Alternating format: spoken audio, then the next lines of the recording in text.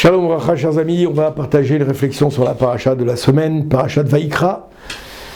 C'est une nouvelle période qui commence, c'est un nouveau livre de la Torah qui commence, et une nouvelle section.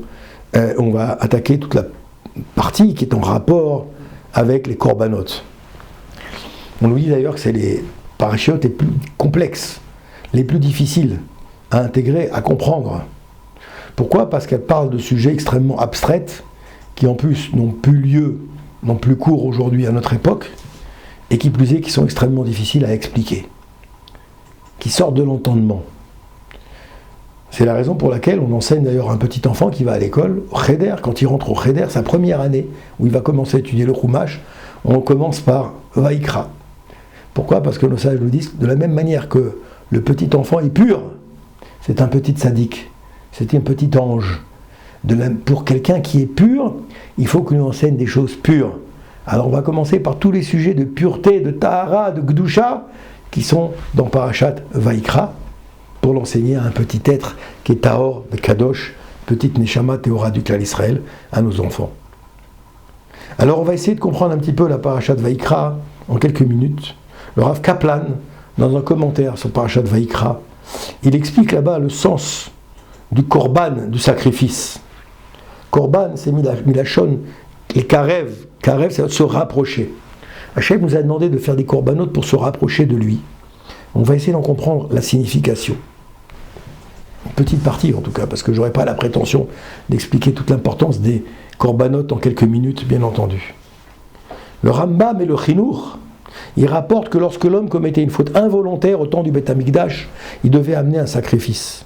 En s'identifiant à cet animal, l'homme se repentait et ressentait la gravité de la faute commise, la gravité du châtiment, et se promettait de ne plus jamais récidiver. Oui. Une question se pose cependant, pourquoi obliger un homme à offrir un sacrifice pour une faute involontaire ? Dis-moi pour une faute volontaire, oui, mais pour une faute involontaire. L'erreur est humaine, dit-on. La Torah vient nous apprendre un concept inattendu. Pour les enfants d'Hachem qui se doivent d'être parfaits, l'erreur n'est pas humaine. L'erreur, mes chers amis, est animale. L'erreur n'est pas humaine, l'erreur est animale. Comment a-t-on pu oublier une seule seconde que c'était Shabbat et allumer une lumière ? Si on a pu en arriver là, c'est que on s'est déconnecté d'Akadosh Baruch Hu, Hachem Yitbarach, qu'on a oublié qu'on était ses enfants. Cet oubli, disent nos commentaires, vient du fait que la partie animale qui réside en nous, notre corps a pris le dessus sur la partie spirituelle, qui est notre neshama. C'est la raison pour laquelle l'homme va prendre un animal qui correspond à quoi ? À la bestialité qui est en lui. Comprenez ? Et l'immoler sur l'autel qui est le symbole du summum de la spiritualité. Tu vas immoler la bestialité qui est en toi sur le misbéach qui représente la spiritualité, le niveau le plus élevé. Aujourd'hui, il n'y a plus de sacrifice, il n'y a plus de korbanot, mes chers amis, vous le savez. On pourrait penser que tout ce sujet, que tout ce commentaire est désuet. Mais il n'en est rien, bien entendu. L'homme a des instincts bestiaux. Par exemple, l'ours, qui représente le symbole de la paresse, qui veut hiberner lorsque le climat lui demande plus d'efforts. Le tigre, qui est l'emblème de l'agression, carnivore, tac, qui agit brutalement et spontanément. À partir du moment où l'homme arrive à se dominer, à se dépasser dans ces domaines, oui, pour faire la volonté d'Hachem, alors, Akadosh Baruch Hu, le maître de l'univers, il considère alors que chaque effort réalisé comme la présentation d'un sacrifice sur son autel. On va voir avec l'aide d'Hachem, dans une seconde partie, que cette prise de conscience est fondamentale pour bien construire son foyer. Et que c'est qu'à partir du moment où on décide de vivre dans le dépassement de soi, qu'on pourra espérer construire un foyer en commun. Le Ramban, Nachmanide, dans son Sefer sur le Parashat de Shemot, commente, il nous enseigne que le livre de Bereshit s'appelle aussi Sefer Yetzira. Sefer Yetzira, le livre de la création. C'est en s'inspirant de livre de la Torah qu'Hachem a créé le monde. Ce livre il parle également de la création de l'homme, les agissements des patriarches et des matriarches, oui, qui doivent être des exemples pour nous. Et le Rav Kaplan, il rapporte l'enseignement du Rambam qui appelle le livre de Shemot, le livre de la Galout, le livre de la Géoula, et de l'exil et de la délivrance. Ces termes ambigus, à notre époque, ils nécessitent une explication. Pour le commun des mortels, Galout, exil, ça signifie être dehors d'Israël.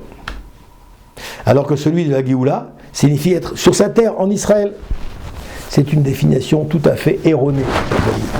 Le Ramban, Nachmanides, il nous enseigne que la Galout est le fait d'être loin de la présence divine. Loin de la Shrina, pas loin de sa terre. Éloigné du Créateur. Éloigné des grands hommes de Sefer Rishon, de Sefer Bereshit, de Sefer Agéoula. Et à l'inverse, est le fait d'être proche d'Hachem. L'entrée en Égypte constituait de fait une galoute, dans le sens où nos maîtres égyptiens nous empêchaient de servir Hachem, comprenez ? De nous rapprocher d'Hachem. C'est ça la galoute. La Géoula dans le livre de Shemot n'a pas été scellée et matérialisée par l'entrée du peuple en Israël, mais par le fait qu'Hachem a fait reposer la Shrina sur ses enfants par le biais de la construction du Mishkan. Il existe en effet des personnes qui se trouvent en Israël sur leur terre, mais qui malheureusement vont être peut-être dans des plages mixtes et qui sont loin de la Géoula, très très loin de la Géoula. Alors qu'il y a des tzadikim qui aspirent à s'attacher à Hachem dans tous les coins du monde. Et même en dehors des restes d'Israël, ils s'appellent Géoulim, délivrés et délivrés. On raconte une histoire qu'un jour, un élève est venu demander à une autre autorité spirituelle de Pologne s'il devait quitter ce pays, la Pologne, pour aller étudier en Eretz Israël. Sur ce, le grand maître lui a répondu « Jérusalem, c'est Radin, la ville de Chafetz Chaim, qui était le maître de la génération. Israël, c'est constitué de tous les endroits où la Shrina peut résider. » Comprends ? C'est joli ça. Quelle que soit leur situation sur la carte, la Géoula est là où se trouve la Torah. Là où se trouve la Torah. Et en fait, aujourd'hui, pour terminer, pour conclure,